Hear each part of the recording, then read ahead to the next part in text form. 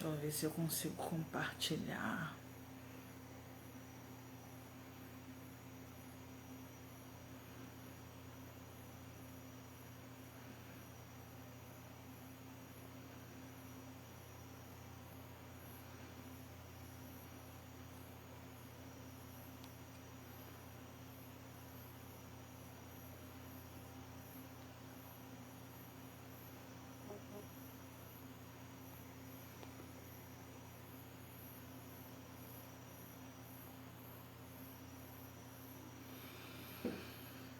Ê, Mileide, a primeira, não é? Olha só, menina. Paula. Mileide passou na sua frente, Paula, que você sempre é uma das primeiras a chegar. Hoje eu não botei ojá, hoje eu não botei brinco, hoje eu não botei batom. Minha vida tá uma correria. Deixa a galera aí entrando aí pra gente conversar. E tá tendo uma live agora no Núcleo Oscar Devereux de audiovisual. E eu queria estar assistindo, só que eu esqueci e tô aqui fazendo live. Aí eu vou ter que adequar esses horários de live, porque tá muito complicado. Né? Eu tô com muitas demandas, né? Porque além da demanda da Papo de Preto, tem a da Tempero de Manhã, que eu tô aí me virando, fazendo tempero à torta e à direita. Boa noite, Carmen. E aí vem a Quilombo Longa também. E que eu tenho que fazer as coisas aqui na página, mas é difícil, viu? Fazer as coisas sozinha. Enquanto a gente não junta pessoas para formar um coletivo, e que seja próximo, porque tem muitas demandas que precisa de pessoas perto, né, para fazer. E aí a gente fica se sobrecarregando. Mas esse é só no começo, isso vai passar. Vamos esperar o pessoal entrar pra gente começar.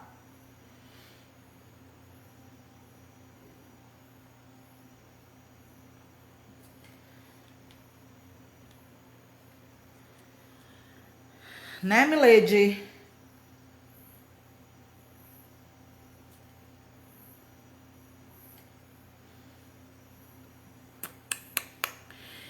Ai, mas tem uma galerinha já aqui, né? Mas vamos esperar, porque tem muita coisa que a gente precisa falar.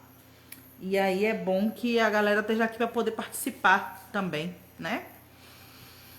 Eu ia fazer essa live ontem, mas ontem não deu tempo por causa dos temperos, justamente. Não é fácil não, viu, gente? Ontem eu passei o dia inteiro fazendo tempero. O dia inteiro. É multi, né? Mas eu sou multi por causa de uma necessidade, viu? Porque eu não pretendo ser multi o tempo todo, não. Porque isso também sobrecarrega a gente. Eu acho que é só no começo, na parte de organização. Quando tudo da Quilombo Longa tiver feito, organizado, eu não vou precisar dispor de tanto de tempo. Vou ficar só com as lives. Quando a Tempero de Manhã estiver engrenada, vai ter pessoas trabalhando também. Então isso aí vai, né? Isso. Crescendo rápido o cabelo, né? E os brancos já aqui, ó. Eu acho que eu vou pintar. Vou pintar de branco. Né? Já tá ficando quase tudo branco. Então eu vou pintar de branco. E aí hoje eu não botei nada, cansa.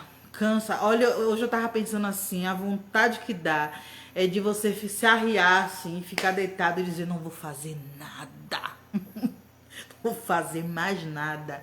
Aí você lembra que dinheiro não cai do céu, que nossas soluções para o povo preto não cai do céu, que a gente não tem quem faça por a gente, e aí a gente tem que se levantar. Simplesmente.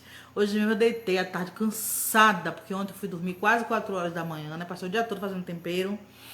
Depois do tempero fui fazer laço. Fui dormir quase 4 horas da manhã. Aí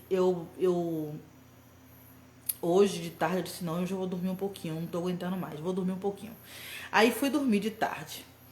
Aí quando eu deitei de tarde, acordei quase, já acordei 6 horas da noite, 6 e pouca já.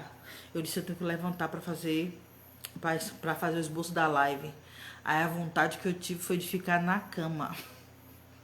A vontade de ficar na cama, depois eu disse, não adianta ficar na cama. A gente tem que se levantar, não tem pra onde correr. Ai...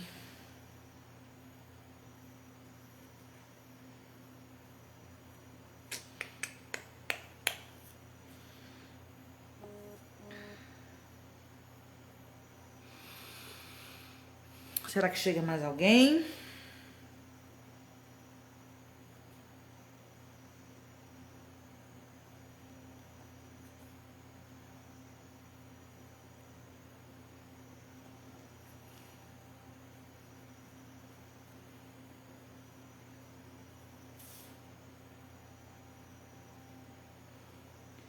Eu acho que eu vou começar.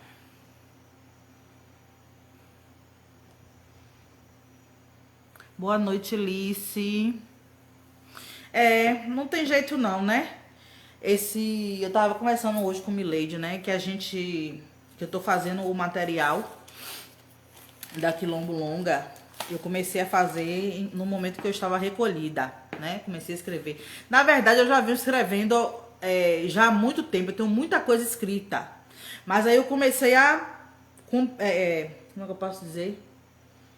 Sistematizar, juntar as coisas para fazer um material só de formação para os professores e para fazer um livro de atividades e fazer o plano, tudo direitinho. E menina, é muita coisa, e é tempo que tem que se ter para compilar, é isso. Boa noite, Luane. E sozinha, e eu faço isso tudo à mão. Primeiro, porque eu nem tenho computador, nem impressora. Segundo, porque eu não sou muito boa de ficar digitando e tal. Aí quando eu termino de fazer, eu peço alguém para digitar, né? E terceiro, porque você tem umas coisas do dia a dia, né? Você tem que comer, fazer comida, lavar prato, né? Uma série de coisas que você tem que fazer. Fora os momentos, né? Que nesse momento agora eu tô com muita encomenda de decoração de sala de aula, né? E aí eu tenho que dar conta, porque as aulas começaram, os professores enlouqueceram, todo mundo quer decoração no mesmo momento. E aí eu tenho que entregar algumas decorações essa semana e lá vai fazer coisa. E aí tem encomenda de lá vai fazer coisa. E eu não posso parar porque eu preciso me sustentar, né? A minha militância não me dá dinheiro. Infelizmente, militância na verdade, militância não é profissão, mas o que eu falo assim, a gente não... O tempo que a gente gasta fazendo pelo nosso povo, a gente não tem um retorno, entendeu? Então, um retorno financeiro. E nem precisa ter, né? Isso aqui não é blogueiragem. Mas...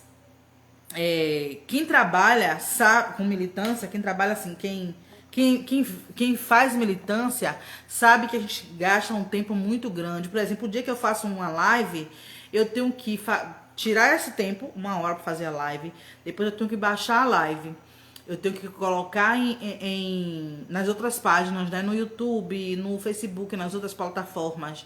Eu tenho que compartilhar no WhatsApp, tenho que compartilhar em grupo.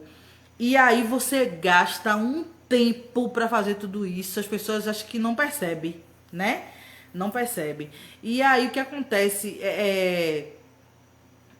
você não tem um retorno financeiro disso.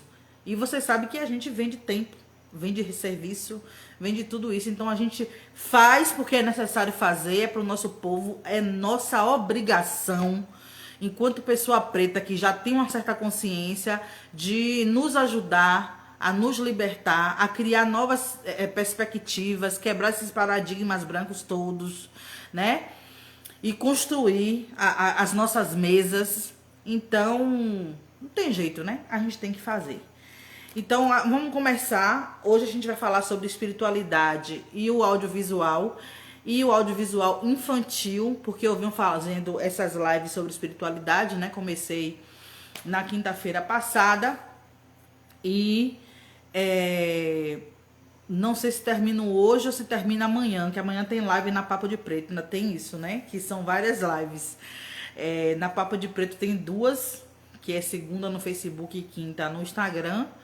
Aí tem a da Quilombulonga, que é de terça-feira, e que hoje eu mudei para quarta, mas nem sei como vai ficar, porque se no Oscar de Verrou também tiver toda quarta, eu não vou deixar, porque eu também gosto de assistir. Eu gosto muito de Rogelli. Rogelli, ele tem muito a acrescentar, sabe? Tem muito conhecimento sobre audiovisual preto e a gente precisa aprender, mesmo não sendo do audiovisual, né? De certa forma, acho que todos nós trabalhamos com audiovisual, ou mais ou menos, né? E quando minha cozinha estiver pronta, vou fazer live na Tempero de Manhã, ensinando as pessoas a usar os temperos. Então, isso é um desgaste de energia, de tempo, né? Quando começar as aulas, vai ser...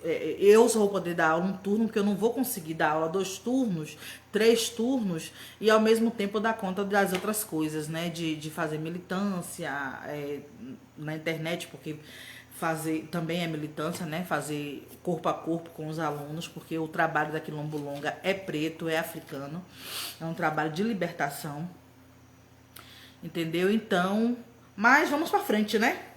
Pronto, vamos começar. Deixa eu começar com uma fala do Dr. James Small. Vocês sabem que eu tô fazendo essas lives toda baseada em James Small e algumas coisas de Marimba Anne. Quem quiser saber onde é que tá o documentário, está na Blackflix. Vocês assinem Blackflix. É R$20. Não é caro. Então... tem esse documentário sobre a ciência do Vodun, né? Que é o mais aproximado para nós aqui, é o Candomblé. Então, eu venho fazendo essas lives baseadas no documentário que ele explica sobre o Vodun. E tem uma fala dele que eu quero usar para começar a live. O Vodun não é feitiçaria europeia. Boa noite, Arnaldo. Saudade de você. É a ciência sagrada mais antiga do planeta. Dela veio o cristianismo, o judaísmo e o islamismo. São todos fragmentos da periferia do sistema Vodun. E apesar disso, se organizaram para saquear a terra e cometer genocídio e roubar nossos recursos e matérias-primas. E uma das partes do genocídio é demonizar a cultura desse povo que eles estão matando, então justificam o genocídio e o roubo. Primeiro, nesse comentário eu queria tirar 2 partes. A primeira é que o judaísmo, o cristianismo e o islamismo são fragmentos do Vodun. A ciência do Vodun é completa, conectada. E essas religiões, elas são fragmentos e por isso que são religiões. Tem coisas do Vodun. Eu não sei se vocês assistiram as 2 últimas lives, mas eu venho falando para vocês de quanta coisa que nas outras religiões tem que são parecidas com a nossa. Por exemplo, o judaísmo fazem sacrifícios, né, de animais para... perdoar pecados, um monte de coisa lá que eles têm. Para tudo eles têm rituais, não é? Mas o judaísmo, ele não é demonizado. Por quê? Porque eles são brancos, né? Tem o islamismo também, que também tem referências que são muito parecidas com as nossas, né? Mas os muçulmanos são os primeiros colonizadores do continente africano, né? Então,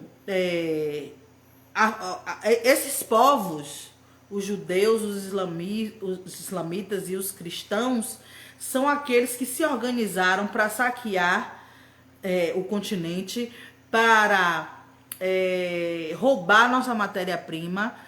E uma das formas de fazer isso, de demonizar a nossa cultura, de nos matar, é nos demonizando. uma das formas que eles têm de cometer genocídio é demonizando a nossa cultura, demonizando aquilo que nós somos, aquilo que nós fazemos, aquilo que representa o continente africano, né? Mesmo eles tendo elementos parecidos, é como eu disse a vocês, ninguém condena um budista porque raspa a cabeça.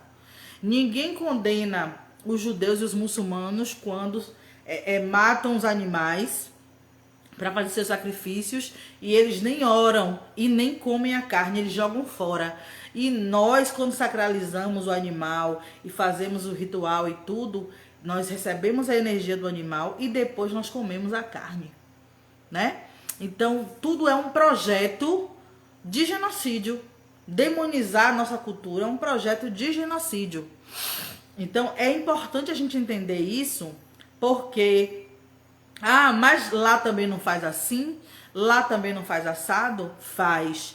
Mas é um projeto de morte do nosso povo, porque no momento em que ele diz que o nosso povo é selvagem, que o nosso povo matam os animais, que nosso povo é perigoso, no momento que eles demonizam o nosso povo, eles justificam a nossa morte. As pessoas não vão se importar. É igual quando a gente fala do feminismo, quando mulheres negras se juntam com mulheres brancas para demonizar homens pretos, quando a polícia, quando o Estado mata os homens pretos, ninguém se importa. Porque o projeto de demonização desse homem preto já foi feito antes. Tá entendendo? Isso é muito sério. Primeiro vem a propaganda. Primeiro vem dizendo que esse povo não presta, que esse povo é perigoso, que esse povo é selvagem. E isso aí fica na subjetividade das pessoas e justifica a morte dessas pessoas. Entendeu? Então ninguém se importa quando a morte vem. Ninguém no mundo, ninguém se importa com a exploração do continente africano. Para eles é uma coisa normal, natural. A Europa dividiu o continente africano entre eles, os países, e todo mundo acha natural isso acontecer. Agora, se você, africano, for na Europa e tomar alguma coisa, ou matar alguém, aí todo mundo diz que você é selvagem, que você é desgraçado, porque eles são intocáveis. E nós não, mas isso é um projeto de genocídio. Justificam e assim naturalizam a morte do povo preto. Exatamente. Aí justificam o genocídio, né? E isso acontece porque nós também fomos desconectados do Vodum, né? Da nossa ciência sagrada, da nossa espiritualidade tradicional africana. Então nós nos permitimos sermos violentados diariamente porque a gente se desconectou, né? Tem uma charge que mostra uma pessoa batendo no negro e aí o outro negro diz assim: quem mandou ele fazer assim, assim? Repare. Aí eu lembrei de, na época das eleições, quando a polícia bateu naquele menino no Santo Antônio Além do Carmo, porque o menino tava fumando, e meu irmão dizendo: bem feito, quem mandou fumar maconha na rua? Repare como são as coisas. Por que ele disse isso? Porque ele está tão desconectado que ele acredita na justificativa do branco. Se o branco diz que esse menino tem que apanhar porque está fumando maconha, ele acha que está normal. Mas ele nem se importa de ver um branco fumando maconha e não sendo violentado. Tá entendendo? Eles nem se importam, eles nem pensam... Não, por que o preto apanha e o branco não? Sabe? Eles não pensam nisso. Por quê? Porque nós estamos dentro dessa demonização daquilo que nós somos. Nós estamos tão desconectados que a gente acredita nas justificativas que os brancos dão para nos matar. E é por isso que James Small fala que a nossa primeira luta a ser vencida é a cultural. Se não vencer a cultural, não vence a econômica, não adianta vencer a econômica, não adianta vencer a política. Não adianta um preto ter dinheiro, não adianta um preto ter certo poder, se a mente dele continua escravizada. É isso que ele está querendo dizer. Então, uma pessoa que cai na justificativa de que não tem problema a polícia bater numa pessoa preta porque ele tá fumando maconha, essa pessoa está totalmente desconectada da sua espiritualidade. E eu não tô falando da religião, não. Porque a gente sabe que muita gente que está dentro de terreiros também são desconectados. Né? Eu conheço uma pessoa que não gosta do próprio cabelo, que diz para as filhas não se casarem com homem preto. Sabe? Uma pessoa dessa tá no axé, mas é totalmente desconectada. Então, é o que eu sempre digo, a gente precisa racializar nossa fé. Nós precisamos racializar a espiritualidade africana, os terreiros, voltar para aquilo que é. Fazer o sankofa, voltar para nossa base africana, certo? E a segunda parte é o genocídio e rouba nossos recursos e matérias-primas e demoniza a cultura desse povo que eles estão matando. Então, o povo que eles estão matando é o nosso povo, né? E eles justificam com essa matança. Mas essa demonização se dá em vários aspectos. O primeiro aspecto que eu quero falar é sobre a estética. E nisso aí, eu comecei a pensar sobre os medos que a gente cresce tendo, né? Eu, por exemplo, sempre tive medo de imagens que são escuras, né? De imagens. Essa semana saiu uma matéria falando que 85% das pessoas encarceradas injustamente são negras. É isso mesmo. Oi, Fernando Bernardes, seja bem-vindo. Entendeu? Eu convivi com 2 pessoas de terreiro. E quando eu passava pelo quarto, onde tinha as imagens, quarto de orixá, né? E eu morria de medo, eu era criança, viu, gente? Eu morria de medo daquelas imagens pretas, vermelhas, né? Eu morria de medo de carranca. Sabe o que é carranca, gente? Eu não sei se tem em todos os lugares do país. Mas carranca é uma estátua de madeira que tem tipo uma Cristo, um cabelo preto aqui assim, e ela tem muita boca. Eu não sei se é usado para espantar espíritos, eu não tenho muita lembrança. Mas carranca é uma coisa fácil de encontrar aqui na Bahia.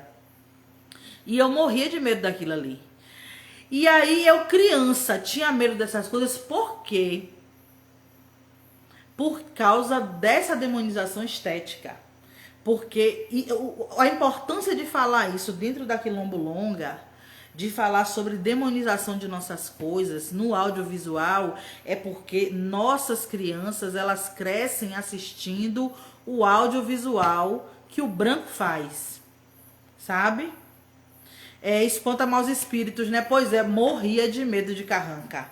Mas por que a gente tem medo de carranca? Primeiro, porque tem aquela cara com muita boca, né?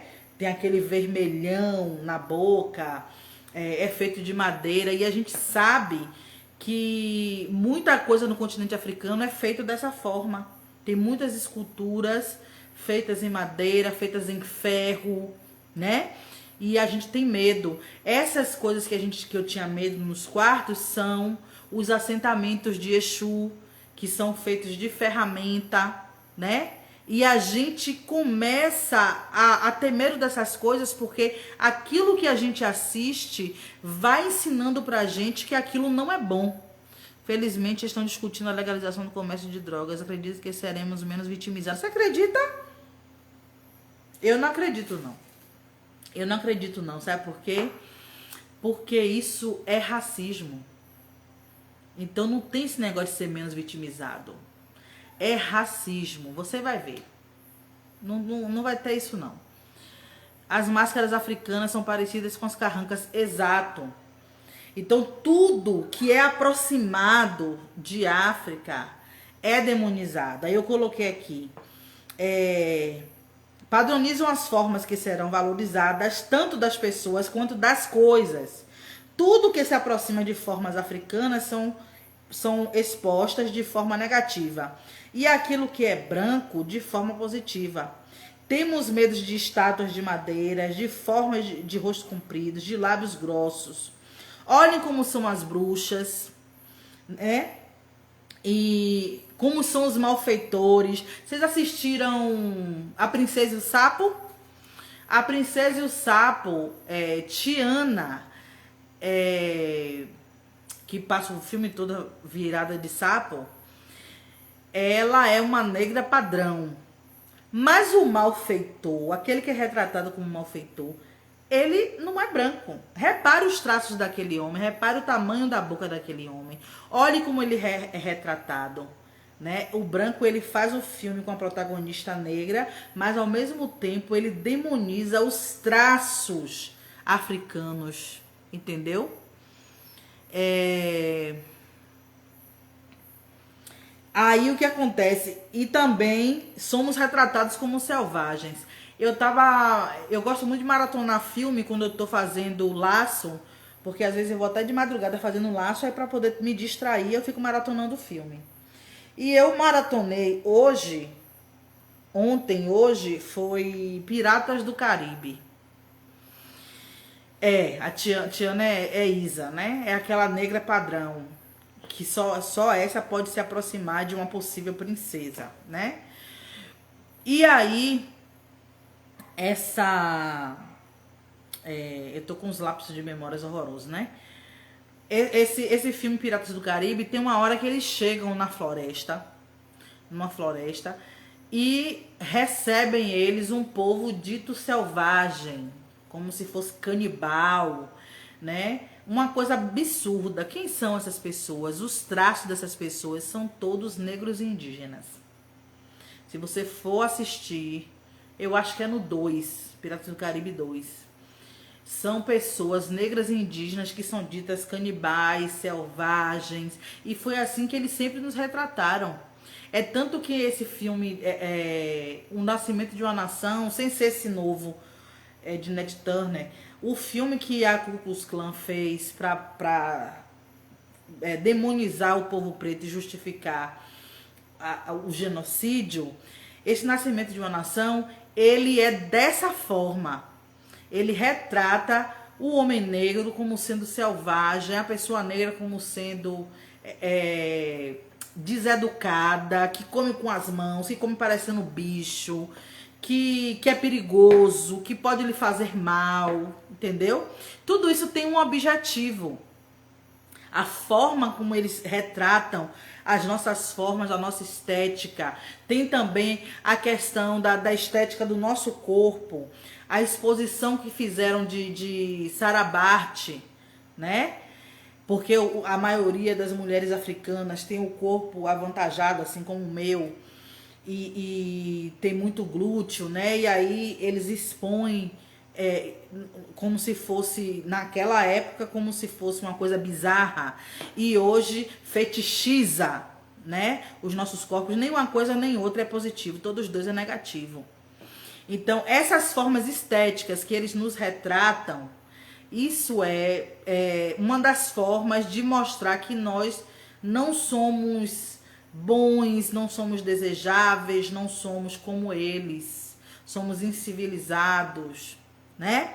Então, o audiovisual retrata muito isso. Eu assisti isso em Piratas do Caribe, assisti em Tiana, A Princesa e o Sapo. E se a gente for reparar, tem outros filmes, principalmente os antigos, né? Tem outros filmes que retratam da mesma forma o audiovisual, com caricaturas negras, né? Como sendo coisas ruins, né? Inclusive tem uma parte, na primeira parte de Moana, aquelas esteiras, né, que caem, todas têm figuras de máscaras. E aqueles meninos começam a chorar, dizendo monstro, monstro. Isso não é à toa. Moana é o filme mais aproximado da nossa cultura. Filme de criança. Demonizar, invisibilizar e dominar. Mas a gente vai chegar nessa parte para eu falar sobre Moana. Primeiro na estética, depois nas ideias. O que é nosso... o nosso sobrenatural é chamado de feitiço, né?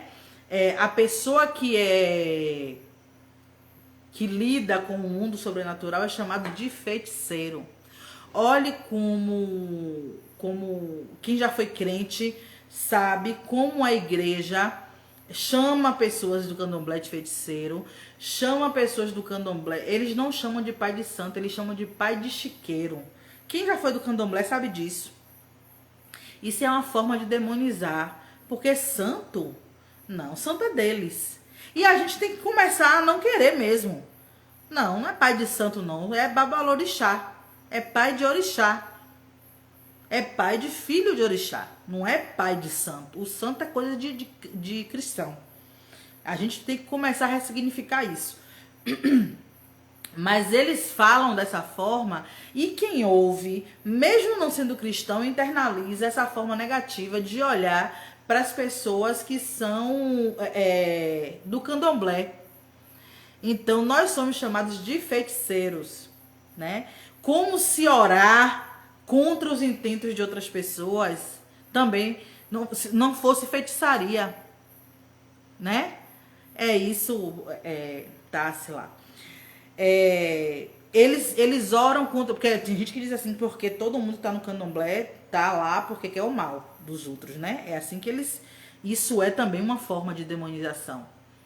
E é para justificar o genocídio, né? Que todo mundo que olha para uma pessoa candomblessista, a maioria das pessoas, vamos dizer, mesmo não sendo crente, mesmo não sendo protestante, ele olha como se essa pessoa estivesse buscando mal, estivesse fazendo mal e fosse um feiticeiro. Entendeu? Meu pai Xangô lhe abençoe. Então, é uma das formas que eles têm de tratar o nosso sobrenatural, né? O espírito que se manifesta na igreja é o Espírito Santo. O espírito que se manifesta no candomblé, segundo eles, é do diabo. Segundo eles. Isso tem um interesse, sabe? Isso tem um interesse. E a gente precisa justamente, Tássila, falar sobre isso, porque é por isso que a primeira unidade didática da Quilombulonga é sobre a espiritualidade africana. A gente precisa se apropriar dessa espiritualidade e dos nossos símbolos, da nossa forma de ver o sobrenatural, de se conectar. Pois minha filha chegou em casa perguntando sobre o demônio porque a pró falou. É mole? Só denomino de maneira pejorativa macumbeira, catimbozeira, feiticeira, bruxa. Exatamente. Você tá entendendo? E sabe o que acontece? As nossas crianças, elas podem não estar na igreja, mas elas estão na escola particular e na escola pública e elas ouvem esse tipo de coisa. Elas ouvem esse tipo de coisa. Eu nunca vou esquecer do dia do conselho de classe onde uma professora disse que o menino não aprendia porque morava no terreiro. Nunca vou me esquecer disso. Que terreiro é um ambiente pesado. Pense aí. E aí, quando eu lembro desses dias que eu fiquei recolhida e que meu filho, que aprendeu a não gostar do candomblé, não sei porquê, tem 10 anos, viveu no terreiro, ele é medrosíssimo, ele não fica em nenhum ambiente sozinho, principalmente se for escuro. Ele ficou no barracão todos os dias, porque a internet lá pegava melhor, sozinho, sem medo. Ele sentou na frente da casa de babá, sozinho, sem medo, sabe? Mas se ele falar isso com um crente, vão dizer para ele que aquilo ali não presta, sabe? Então isso é muito sério. As crianças, as nossas crianças precisam ter sua subjetividade, seu imaginário protegido dessa demonização. É por isso que é importantíssimo criar os nossos espaços. É por isso que a Quilombulonga, eu não estou nem importando se você vai trabalhar aqui, mas eu me importo muito se você quiser formar uma célula da Quilombulonga em outro lugar e que nem tenha o nome da Quilombulonga, eu não me importo com isso, sabe? Espiritualidade que não está necessariamente ligada à religiosidade. Exatamente. Nem é religião. Para você ver a leveza do ambiente que ele estava. Pois é, ele ficou de boa. Quem curtiu nesse terreiro foi Nicolas. Sabe, meu pai tratava ele, você precisava ver, o menino comeu, voltou gordo, porque tudo meu pai tratava ele assim, ó. Ele participou de todos os rituais, estava lá de boa. Agora ele assim, ele é muito desinteressado, mas não teve medo de nada e eu quero isso pra ele. né? Não teve medo de nada. Então, isso é importante. É por isso que eu também acredito que depois da formação da Quilombulunga, os terreiros que quiserem fazer um programa de racialização da espiritualidade para ter uma formação de educação espiritual tradicional africana para educação, eu vou me dispor a fazer isso. Porque eu sei que eu sei muito menos do que qualquer Ialorixá e Babalorixá que tenha por aí. Eu estou começando a aprender.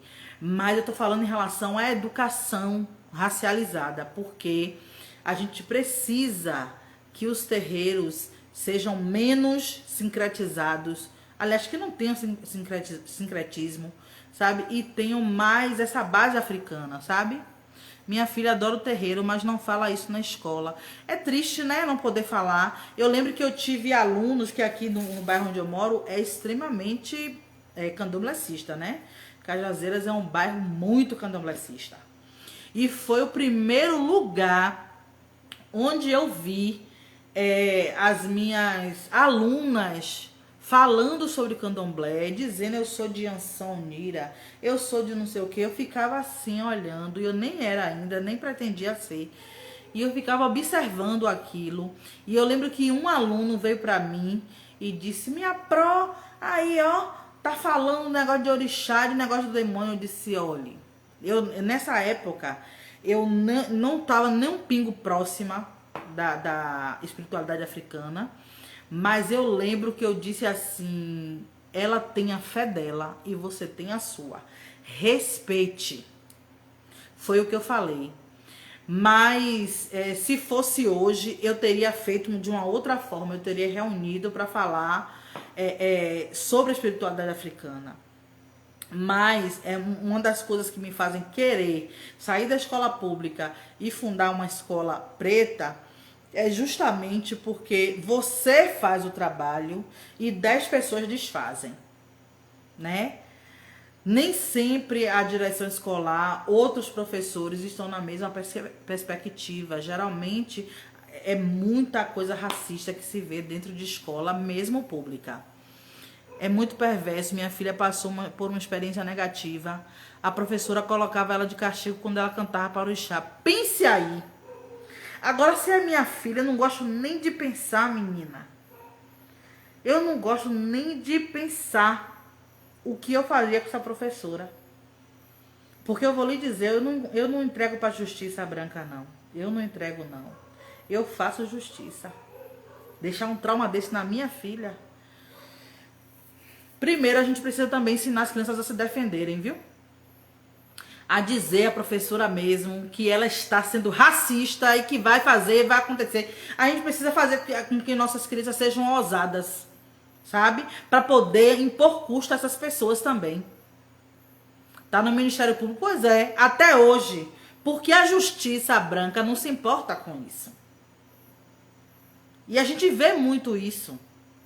A gente vê muito isso. E uma das coisas que eu já falei aqui, não sei se vocês assistiram essa live, é sobre essa forma de educar os nossos filhos para se autodefender. Para defender a sua fé, para defender a sua cor, defender os seus traços, defender o seu povo, a sua cultura. Sabe? Porque eles são perversos demais. Demais. Eles fazem. E se for crente, que povo ousado. Que povo ousado. Quem assistiu minha última live no Facebook segunda-feira viu a ousadia que os crentes tiveram de entrar na minha live para poder tentar me evangelizar. Para poder desfazer do que eu estava dizendo. Pense aí. Ah, menina, eu disse, olha, aqui não. Vocês vão pregar onde vocês quiserem. Aqui na minha página, vocês não vão fazer isso. Não foi, Paula? Sabe?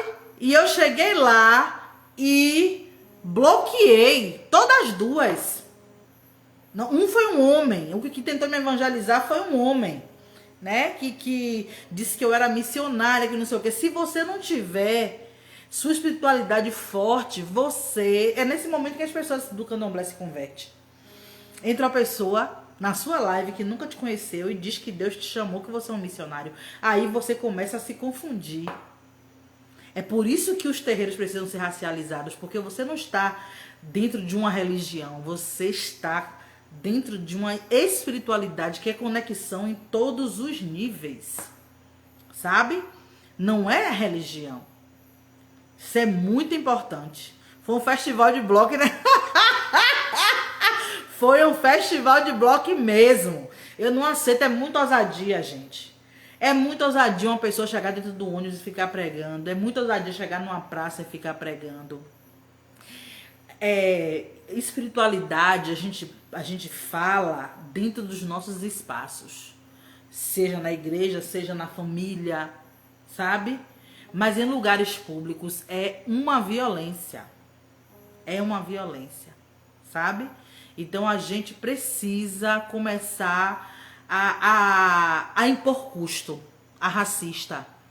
Disse um bocado de liberdade a ela e depois bloqueei. A ancestralidade é forte, é isso mesmo. Certo? E aí eles chamam o nosso sobrenatural de feitiço e o deles eles chamam de magia. Repare, né? Aquilo que é deles é magia. Ou no caso dos crentes, é revelação, é profecia, é milagre. Repare, a nomenclatura, gente, traz uma ideia. Então, a igreja diz que aquilo que é sobrenatural é milagre, é profecia, é revelação. Quando vai pra gente, o que é sobrenatural é feitiço, é macumba, é o diabo agindo, tem outro nome também que eles diziam, sabe? Tem uma série de coisas que eles falam da nossa espiritualidade, que se a gente não tiver uma firmeza, a gente acredita que aquilo é ruim. Eu já vi gente de dentro do próprio candomblé dizer que o candomblé era ruim.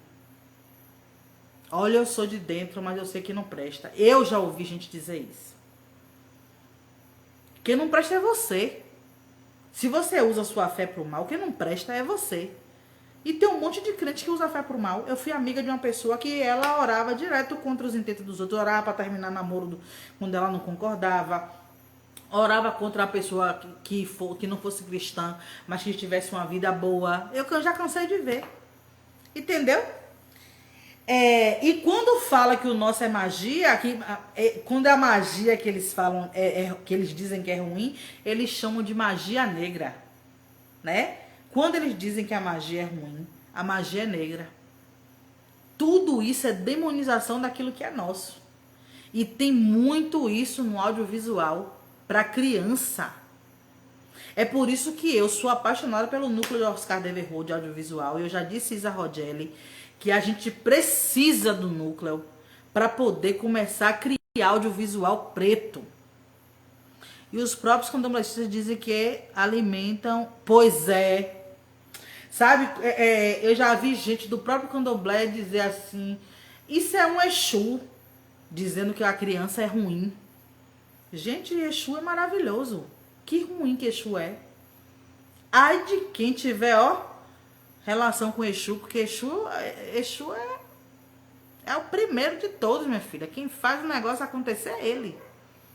Sabe? Exatamente. Exatamente. Trata como se fosse o diabo. E a gente é que não tem que permitir.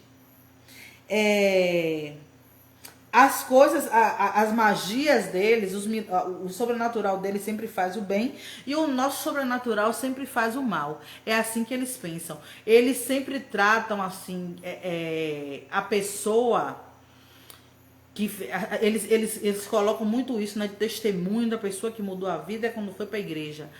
E como a gente não tem esse costume, eles falam que a pessoa que vai pro candomblé se arrebenta a vida toda, se acaba toda, é assim que eles pensam.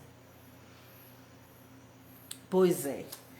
E aí o audiovisual infantil é repleto desse tipo de ideia. E aí, aqueles que eu já assisti, eu sempre gostei muito de filme de criança. E quando eu tava ouvindo esse documentário de James Small, isso é tudo, maravilhoso mesmo. Quando eu estava assistindo esse documentário de James Small, eu comecei a fazer uma relação quando ele diz que todas as religiões têm fragmentos da nossa fé. E comecei a ver isso no audiovisual. E aí eu lembrei de Frozen, que além de Elsa ter um poder sobrenatural, uma magia, que isso é coisa da nossa espiritualidade, né? Como se a palavra negra fosse um peso negativo, mas para eles criaram esse estigma da palavra negra, a gente que ressignifica. Além disso, além da magia ser tratada como um dom em Frozen, ainda valoriza os espíritos da floresta, esse Frozen 2, né? E isso aí, esse negócio dos espíritos da floresta e a base da força desse espírito da floresta é da nossa espiritualidade, que são os 4 elementos: água, terra, ar e fogo, que os brancos se apropriaram para justificar os signos, né? Ar, terra, água, fogo. E em Frozen 2, eles falam sobre isso, sobre os espíritos da floresta, né? Que se apodera do poder que tem a floresta, e isso é nosso, porque nós sabemos o poder que a natureza tem, nós somos interdependentes desse poder, nós africanos é quem sabemos isso, é quem temos essa conexão, e aí eles roubam fragmentos da nossa fé para poder dizer que é deles, né? Tudo é apresentado de uma forma muito branca.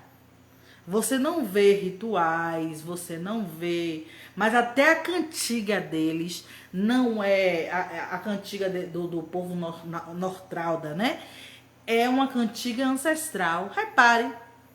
Então eles pegam esses elementos para dar uma riqueza às produções audiovisuais atuais, mas eles fazem tudo isso de uma forma branca, para não aproximar isso de nós africanos, porque eles não querem que o nosso povo tenha visibilidade. Ele jamais vai dizer que os 4 elementos da natureza é coisa nossa e não deles.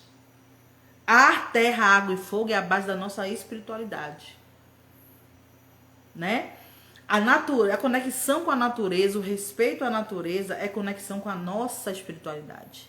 Somos nós que somos conectados com a natureza. O que o branco faz com a natureza é destruir, se apropriar, explorar. Faltam 10 minutos, eu não posso me atrasar. Os filmes chineses, não sei se vocês estão antenados, mas ultimamente tem tido muitos filmes chineses. Muito! E a China é o novo colonizador do continente africano, viu, gente? Não fique se iludindo, não, que eu tô vendo gente dizendo: mas se envolver com chinês não é palmitar. É palmitar sim. Todos os povos, esses povos que têm poder, todos eles são nossos inimigos, que eles querem nos explorar. Eles querem nos escravizar. Não tem nada de bonzinho ali não, certo? Então a China, como eles querem dominar, e vão conseguir, porque já estão conseguindo em muitas coisas, eles estão implantando agora suas ideias, seu modo de viver, seus valores, sua cultura no audiovisual infantil. Isso não é à toa. Isso não é à toa. E como criança gosta muito disso, de poder, de magia, eles estão fazendo isso de uma forma primorosa, sabe? Sempre nos roubaram tudo. Exatamente, não fique emocionado. E aí tem Abominável, Pé Pequeno, não sei o que do Dragão, A Caminho da Lua, e tem outra, acho que são 5 filmes, A Caminho da Lua e... eu esqueci, mas eu já assisti todos eles. E esses filmes todos falam sobre magia, falam sobre coisas sobrenaturais, mas ao mesmo tempo implanta alimentos culinários, as comidas da China, a culinária da China, a forma, as letras, a forma como se escreve, a arquitetura da China, a estética, né, das pessoas, os olhos puxados, boca, o cabelo, tudo. E isso não é à toa, porque Nicolas assistiu todos esses filmes. E sabe o que foi que Nicolas disse? Ah, eu queria conhecer a China e queria comer a comida da China. Deve ser uma delícia. Nicolas é insuportável para comer. Não gosta de quase nada. Mas por que ele tá querendo, tem curiosidade de comer a comida da China? Porque o audiovisual chinês invadiu o mundo infantil. Pokémon, Dragon Ball, esses aí são japoneses. Mas o problema é que o da China é envolvente. É um audiovisual assim, tipo Disney, sabe? Inclusive tem na Disney também o Mulan, o filme Mulan, né? Já tinha o desenho e agora tem o filme, sabe? E eles estão implantando essa nova estética, essa nova culinária, esse novo modo de ser, de viver, arquitetura, tudo no audiovisual. E você não vê audiovisual africano. O único audiovisual africano que eu conheço é Kirikou, que não está em nenhuma plataforma de streaming, apesar de ter sido escrito por um homem branco francês. Não está em nenhuma plataforma de streaming, sabe por quê? Porque os brancos, é o que eu digo a vocês, que vocês querem viver no mundo branco, ter representatividade, não sei o quê, mas aquilo que é nosso, eles não permitem, porque eles não vão querer um povo orgulhoso de si, sabe?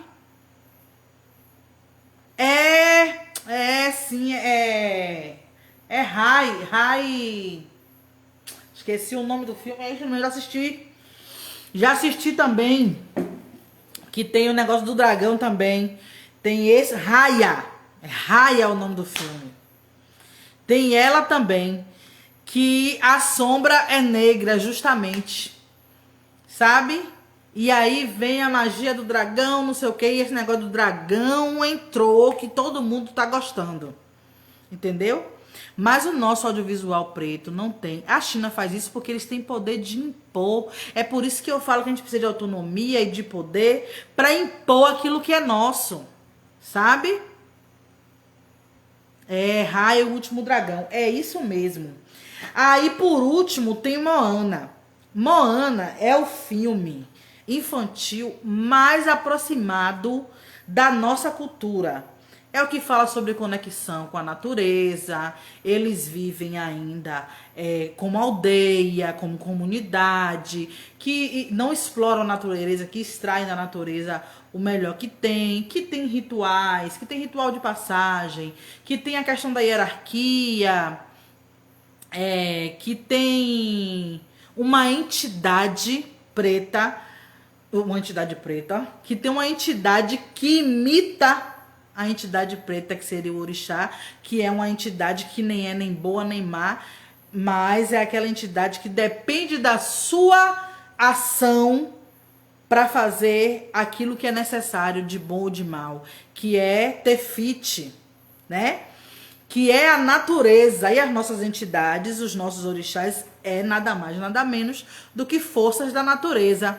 Então, a Tefiti é como se fosse um orixá, né? Uma força da natureza, é uma ilha mãe que dá força a todas as outras e que no momento que tem o seu coração roubado se transforma em Tekar, que é o lado mal, que é o lado que não precisa casar com um homem para ser líder.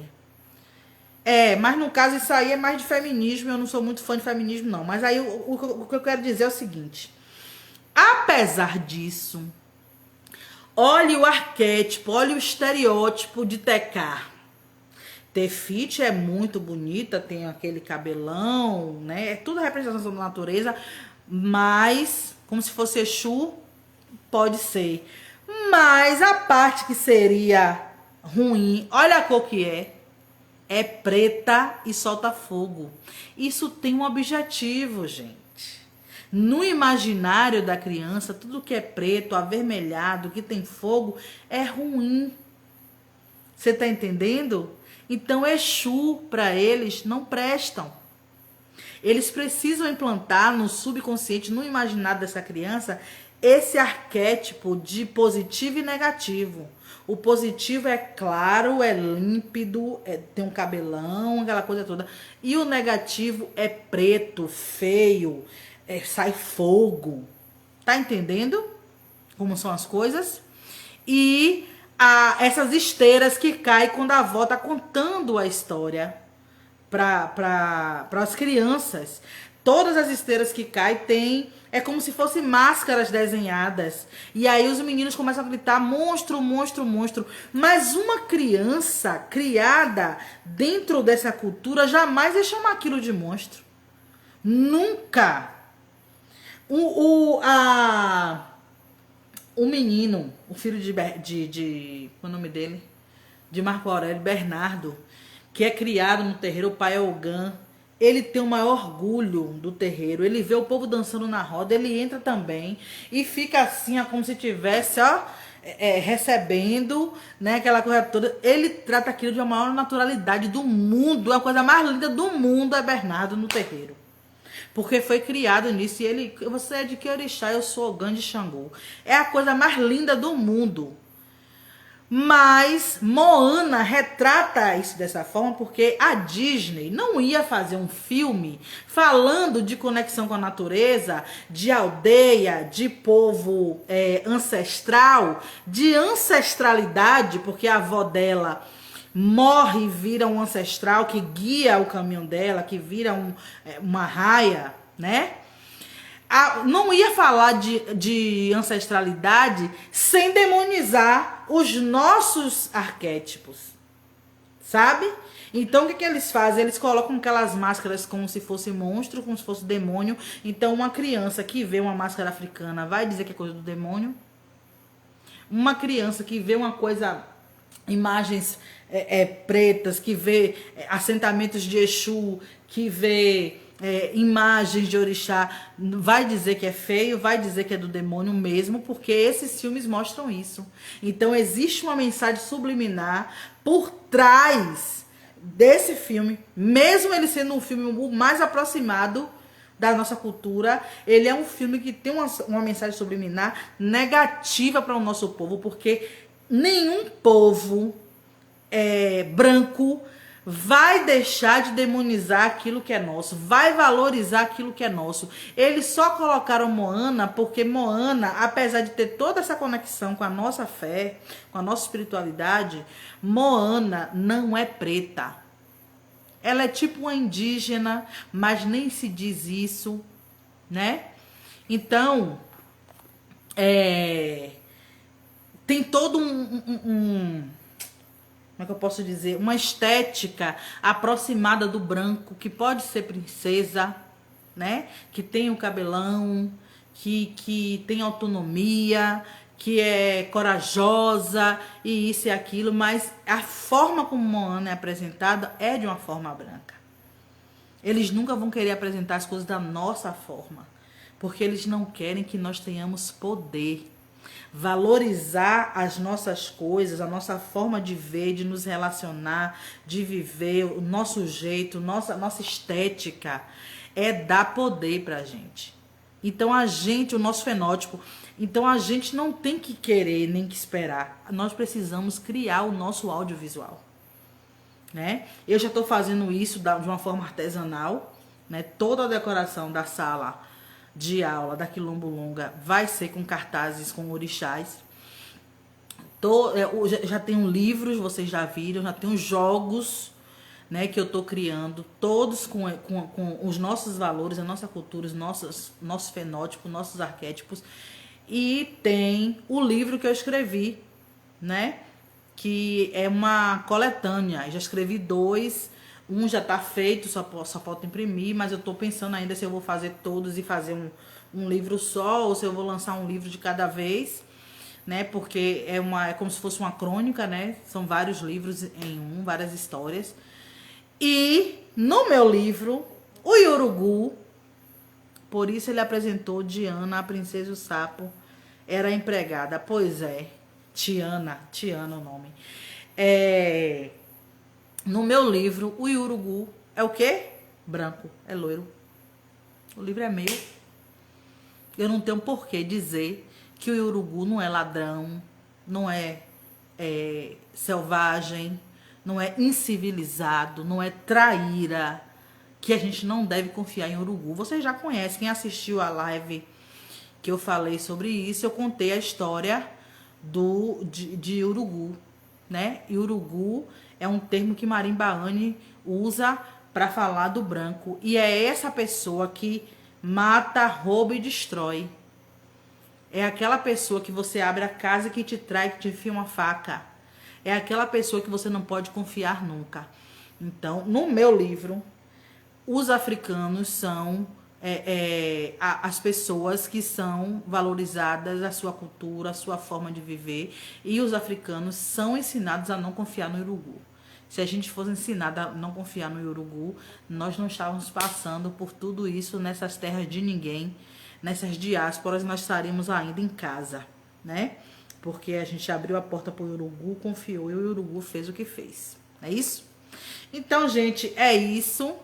Eu espero que vocês tenham gostado. Amanhã tem live na Papo de Preto, novamente, né? No mesmo horário, 8 horas. Foi bom estar aqui com vocês, né? Como eu já disse a vocês, tem aí os dados para contribuição da Quilombo Longa, quem puder, né, contribuir, porque não é fácil fazer as coisas da escola. Ainda falta a brinquedoteca, que eu não comprei nada ainda, não fiz a brinquedoteca. E eu quero estruturar toda a escola para o ano que vem começar certinho. Quero fazer algumas ações agora em outubro e fazer o Kwanzaa no final do ano. Falta botar piso ainda do lado de fora, na área que vai ter aula de capoeira e de dança, né? Eu ainda quero comprar instrumentos de percussão, porque o projeto aqui, a coisa é de quem sonha, viu? Eu sou extremamente sonhadora. Então, se vocês puderem ajudar, porque nós precisamos de nós para financiar nossas coisas. A gente não vai... O povo já diz a mim, vá se inscrever em tal edital tá dando 9 mil reais. Eu não quero. Não vou depender de Estado, não vou depender de empresa branca. A gente precisa aprender a depender de nós mesmos. Precisamos aprender a financiar nossas coisas. Um branco não lança um livro, não lança um brinquedo, não lança uma música se não tiver financiamento. Um show, festival de verão, sei lá o quê, tem vários financiadores por trás. Então os brancos se financiam. Então a gente precisa aprender a nos financiar. Com o pouco que a gente puder, mas a gente tem que aprender a fazer isso. Viu? Então os dados estão aí, tem Pix, tem conta para quem pedir, ou quem quiser fazer outro tipo de doação, me chama no privado.